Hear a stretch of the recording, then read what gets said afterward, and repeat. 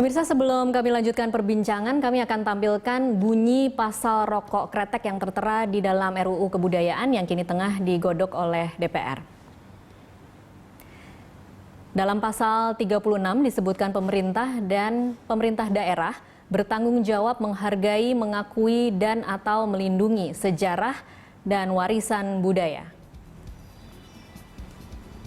Sementara di pasal 37 menyebutkan penghargaan, pengakuan, dan atau perlindungan sejarah dan warisan budaya sebagaimana dimaksud dalam pasal 36 meliputi bahasa dan aksara daerah, tradisi lisan, kepercayaan lokal, sejarah, arsip, naskah kuno dan prasasti, cagar budaya, upacara tradisional, kesenian tradisional, kuliner tradisional, obat-obatan dan pengobatan tradisional, busana tradisional, kretek tradisional, olahraga tradisional, permainan tradisional.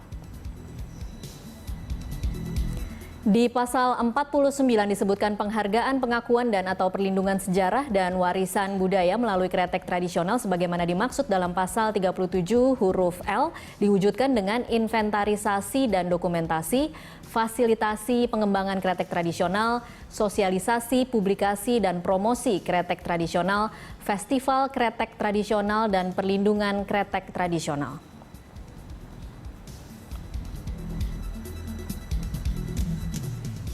Ya, kita akan kembali berbincang. Saya kembali lagi ke Pak Taufik. Kalau tadi pertanyaan terakhir adalah mengapa bukan tata niaga rokoknya yang diatur kalau memang ingin melindungi petani?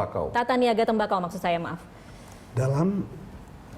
Di dalam RUU yang diinisiasi oleh, taruhlah itu saya, karena saya ini, Anda lihat, saya pakai batik. Batik ini adalah tanda tembakau. Ini adalah batik motif Jember. Itu apa artinya? Masyarakat Jember itu adalah siklus hidupnya, orientasi hidupnya itu adalah tergantung pada tembakau, sangat besar. Jadi gimana kita tidak mengatakan hidup tradisi? Ini sudah menjadi tradisi. Ini adalah budaya. Sudah. Nah, ini saya beritahukan. Jadi kalau orang mengatakan siklus, kalau kita matikan tembakau berarti menghentikan siklus hidup orang. Jadi ini sadar nggak orang yang melakukan kampanye untuk mematikan orang lain? Saya beritahukan. Yang kedua, saya sedang menginisiasi pembuatan RUU pertembakauan. Perlindungan terhadap petani tembakau, mengatur tata niaganya. Misalnya sekarang ini, gara-gara kampanye anti rokok ini, akibatnya rokok tembakau di Indonesia tidak dipakai. Didatanglah kemudian tembakau dari Pakistan, dari Cina, dari India, kemudian dari Amerika. 65% lebih itu berasal dari impor. Karena dianggap di sini tidak memenuhi ketentuannya. Tarnya besar, kemudian nikotinnya besar. Di dalam RUU yang kami bikin ini adalah, kami bahas ini, kami mengatur tata niaganya. Kami atur bahwa 80% harus menggunakan tembakau dalam negeri. Apakah kecil atau tidak tarnya. Pokoknya 80%. Baru 20% kita buka keran dari luar negeri. Jadi kami mengatur masalah tata niaga. Kami pikirkan semua itu apa yang terjadi dengan petani-petani yang ada di seluruh Indonesia, terutama di Jawa Timur. Ketika kita fokus terhadap melindungi kepentingan petani, kemudian jangan sampai mata pencarian mereka kemudian mati, dipikirkan juga tidak Pak dampak untuk melindungi kesehatan masyarakat, kesehatan anak-anak, kesehatan generasi berikutnya yang kemudian kalau kita promosikan rokok ini akan justru mempromosikan Pak Kartono, apa mungkin mempromosikan sesuatu yang justru bisa menjadi bom waktu nantinya? Begini, persoalan rokok dan kesehatan, bahwa rokok itu adalah tidak sehat, finish, sudah selesai. Diterima oleh nenek-nenek sampai kakek-kakek, apalagi anggota DPR. Karena itu dia ada rejim kesehatan yang mengatur tentang itu. Tetapi saya sekarang ini menanyakan, apakah sudah ada yang mengatur tentang tata niaga tembakau agar terlindungi para petani tembakau? Ada? Belum ada. Inilah yang kita sekarang lagi atur. Jadi kalau persoalan itu sudah selesai, kami terima, tidak ada masalahnya.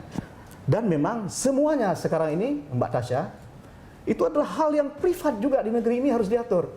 Misalnya masalah PRT, sekarang sudah ada undang-undang RUU. Apalagi ini ada berkaitan dengan publik. Kalau orang itu adalah di mana-mana itu merokok, itu karena tidak diatur menurut saya. Oke. Itu harus diatur. Oke, baik Pak Kartono silakan. Kita agak menyimpang dari masalah undang-undang kebudayaan. Iya. Mungkin kita suatu saat kita mesti berdialog tentang RUU pertembakauan. Iya. Jadi kita bicara soal undang-undang kebudayaan, memasukkan kretek ke dalam sebagai kebudayaan, kemudian disosialisasikan, dimasyarakatkan, dianjurkan, difestivalkan Oh, iya. oleh pemerintah khusus untuk kretek. Pasal-pasal yang lain tidak disebut. Jadi kelihatan sekali bahwa ini memang ingin mendorong Oke. supaya rakyat merokok kretek. Seperti Dan itu tidak Pak? Menurut saya itu adalah sebuah sebuah konsekuensi. Sebentar. Karena kita adalah setuju Izinkan. bahwasanya. Oke. Kalau itu mengapa di single out Iya. produk satu ini?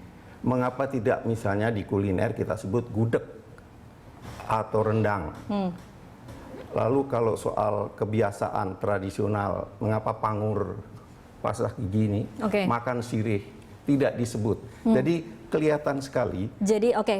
ini single out ini tentu ada sesuatu. Oke, jadi dari A sampai N kalau kita lihat ada bahasa, aksara, tradisi, lisan, kemudian kenapa tiba-tiba ada kretek begitu? Ya, Oke. yang lain kan bukan produk, cuma Oke. generik-generik.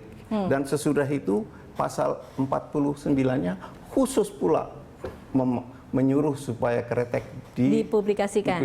disosialisasikan. Dan ada festivalnya. Festival berarti suruh merokok kan? Oke. Kira-kira Pak begitu. Taufik bisa dijawab. Seluruh produk yang di situ adalah merupakan dari budaya Indonesia itu diminta kepada pemerintah untuk itu sudah dilestarikan.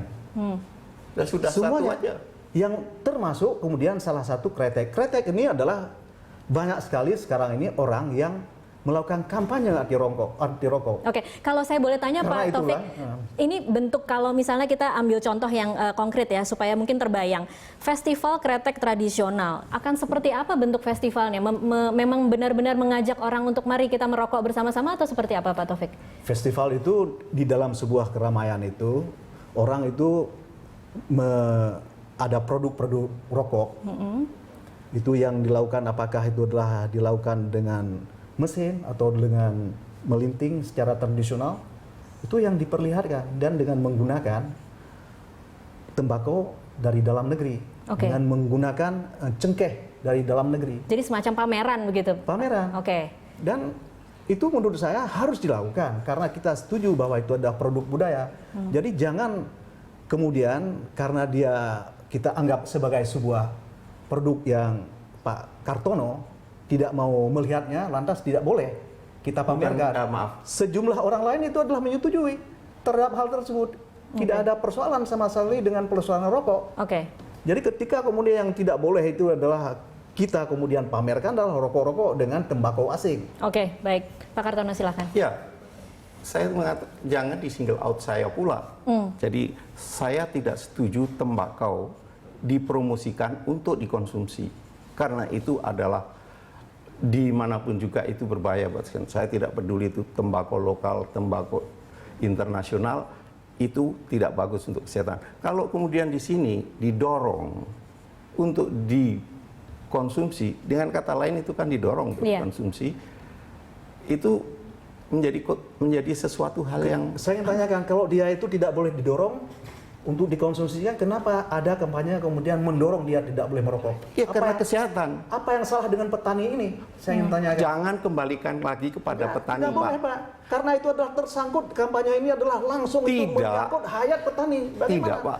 Siapa bilang tidak, Pak? Pak, Sekarang ini ini sudah terjadi, Pak. Izinkan, kalau sekarang petani tembakau menderita, itu karena industri rokok membeli dengan murah. Iya. Baca di koran-koran. Petani tembakau di daerah mana itu tidak bisa menjual karena industri mengatakan gudang saya sudah penuh. Jadi bukan karena kampanye anti rokok. Kalau karena kampanye anti rokok, kita melihat bahwa produksi rokok di Indonesia sekarang ini 100 miliar di atas target yang ditetapkan pemerintah. Oke. Jadi saya kira tidak mengatakan bahwa itu petani. Oke. Saya sangkan para organisasi atau orang-orang yang melakukan kampanye anti rokok, dia tidak menyadari apa yang dilakukan. Dia tidak menyadari bahwa kampanyenya itu langsung menohok petani. Oke, baik. Dia menganggap itu tidak ada hubungan. Inilah yang kemudian itu kita betul-betul itu adalah menyakitkan. Oke. Apa yang dilakukan dia tidak sadari apa itu adalah konsekuensinya. Oke, baik. Oleh para kampanye anti rokok. Oke, baik. Saya harus stop di sini. Nanti Pak Kartono akan saya kasih kesempatan di segmen selanjutnya. Pemirsa tetaplah bersama kami.